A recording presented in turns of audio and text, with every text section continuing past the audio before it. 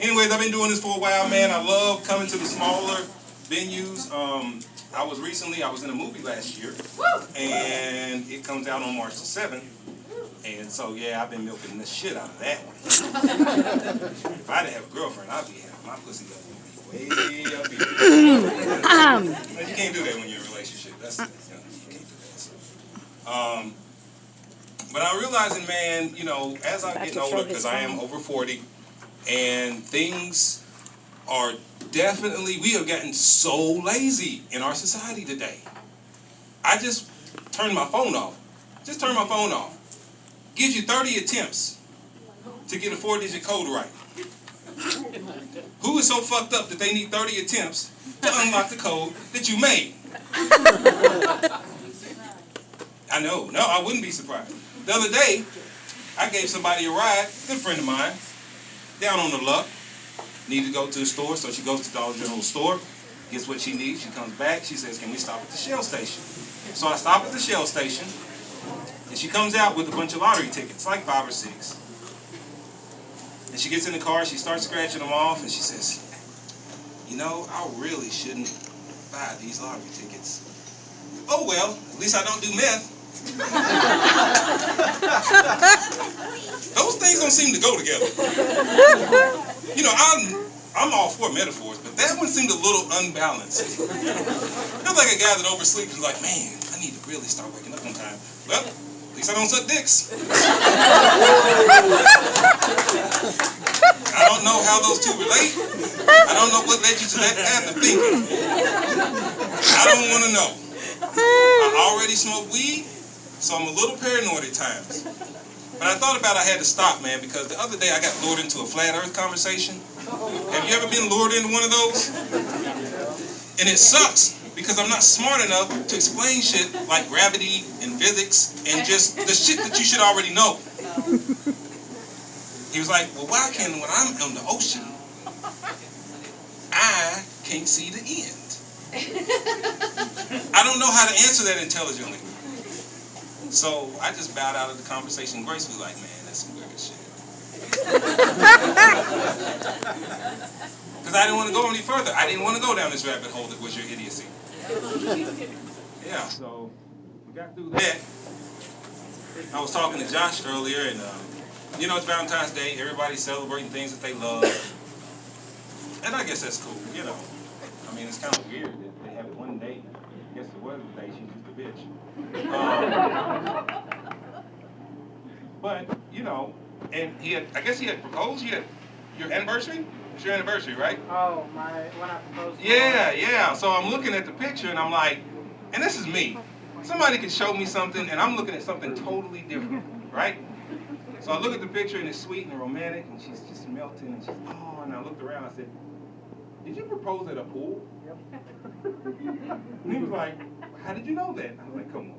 I know enough white people with in-ground pools to know what the surroundings are. You forget, I'm from Kentucky, a small town, right?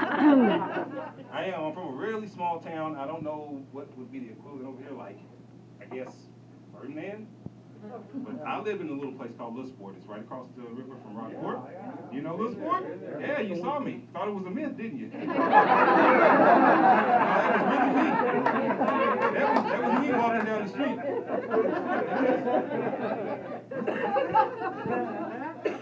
Shit, I need to take my Ambien.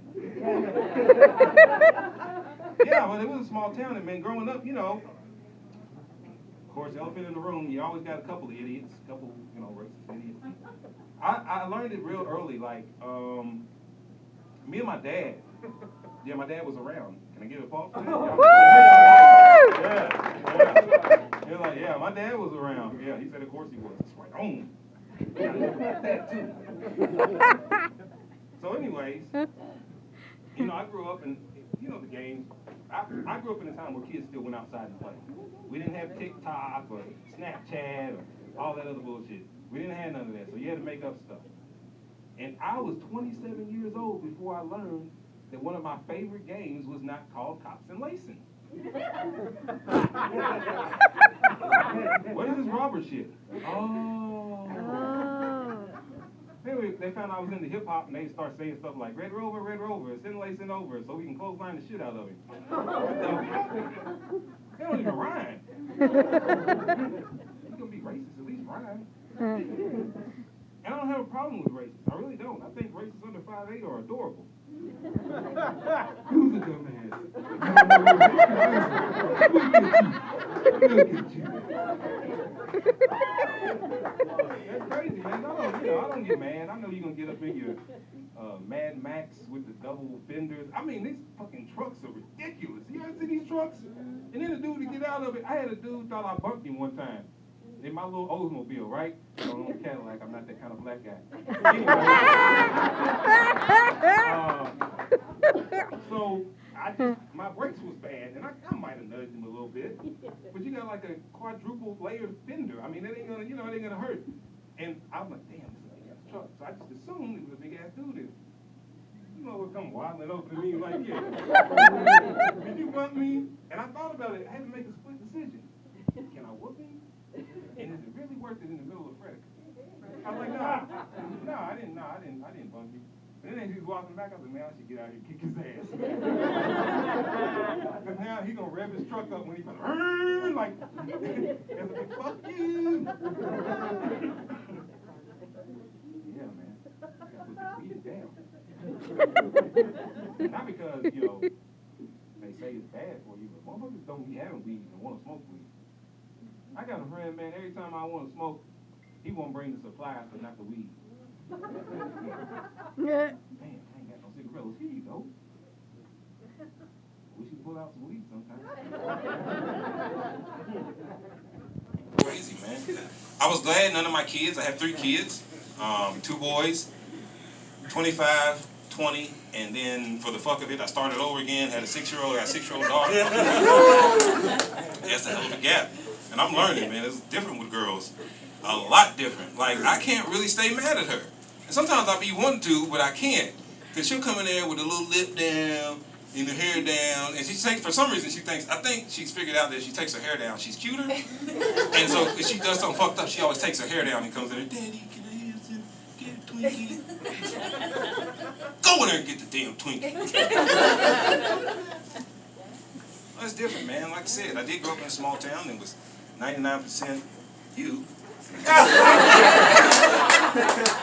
rest was my family. Yeah. Man, we had a barbecue on July the 4th, and the police came down. And they said, Mr. Adams, which was my grandfather's name, Mr. Adams, you guys upset? We all looked at each other like, what? And he was like, well, he said there was a lot of black people down here. That's my barbecue. He did that quite often. We're going to have a Bones game later on if you want to come and bust that up. That was crazy, man. But, it was all just. Sometimes I can be a little oversensitive about the race issue, man. And I'm going to admit that freely. I was playing in a basketball game, father and son tournament with my father. I was 14 years old. He played this white father and his son. Beat the shit out of them because they didn't play basketball. That's not the point. There was a play where the ball had went out of bounds. And the referee said, brown ball out. I said, what the fuck? What you mean brown ball out? He said, sir, their last name is Brown. Oh, okay. Right on. We good? I had to walk that one off. I was ready to go full Malcolm Farrakhan on that ass. Yeah, but it's crazy, man. But I appreciated it. I always wanted to live in a bigger city and where there was more black people, Because when I would get mad, like, I grew up with a lot of farmers. You work on a farm, you're outside all day, you get that farmer's tan. Anybody here? Farmers, any kind of farm? Right, you get that farmer's tan, right? So when I would get upset, they would always send that guy to talk to me like he's the Negro whisperer. You can't just send somebody that's close to my skin tone to talk to me. Oh yeah, I'll whip his ass too. Nah, man, you gonna come to me like a man, man. You ain't gotta send a mascot or somebody to come and talk to me. Yes. But I appreciate it though. I always told I tell my son all the time, this new generation, because I got 2 millennials, that there's wisdom. My grandfather used to always say there's wisdom in hard work. And I tested that theory, and it is not true. There's back pain and low pay in hard work. But it's crazy though. I wish my sons could have went and worked on a farm, throwing a couple bales of hay. Shit, these motherfuckers do shit that I can never do. You know, when you're a kid and your parents is there, you in one room and your dad's in the other room, and he'll yell all the way down the hallway for some bullshit like, "Hey, come get me a drink." Or, "Hey, roll up some weed." Dad, I don't roll joints. I've told you this before. So I said, when I became a parent, I want to do the same thing to my kids. So one day, my son was in his room, and I was in the living room. And I called him in there. I can't remember what it was for. So I yelled down the hallway, "Tyrell! Tyrell!" What? He done lost his damn mind. Okay. So I text him back. "Hit your ass." I put like 7 S's on the ass too. "Hit your ass in here now." So I heard him coming down the hallway. I hid behind the door. He came in that door and I smacked the hell out of him. He said, "Dad, what was that?" I said, "That's what my generation calls an instant message."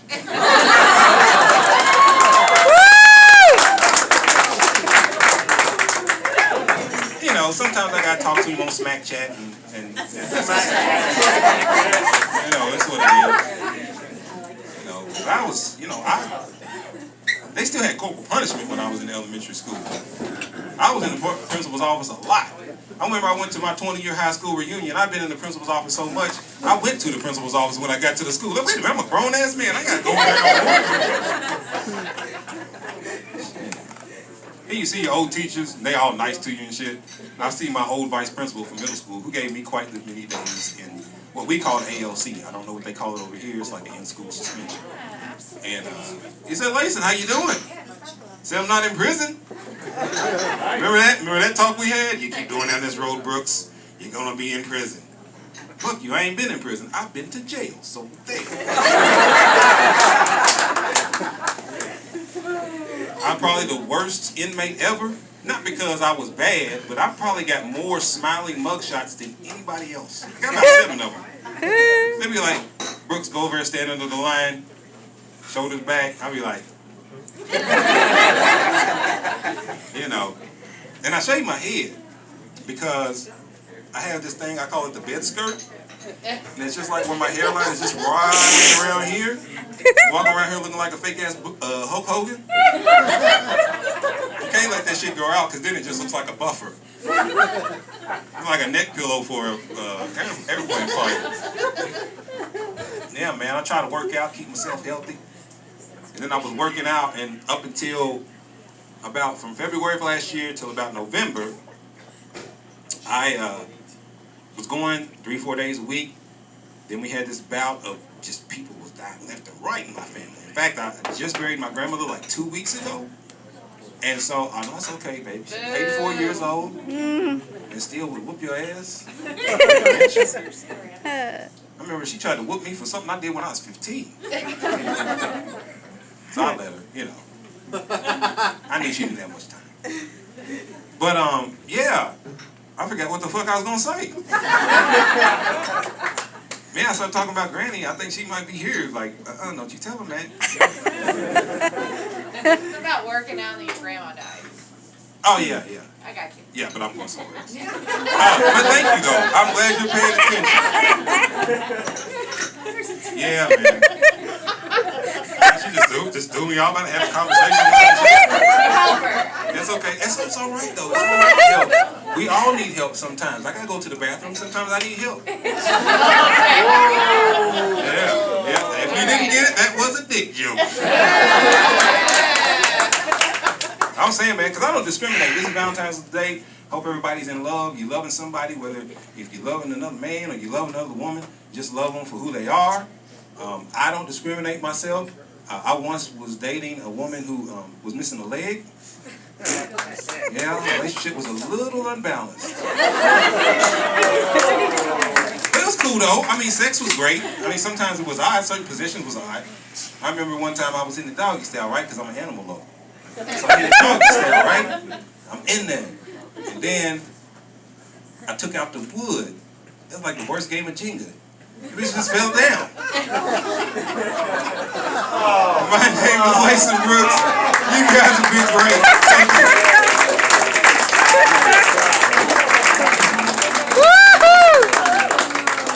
Everybody give it up for Lason again. Woo! All right. The next comic coming to the stage.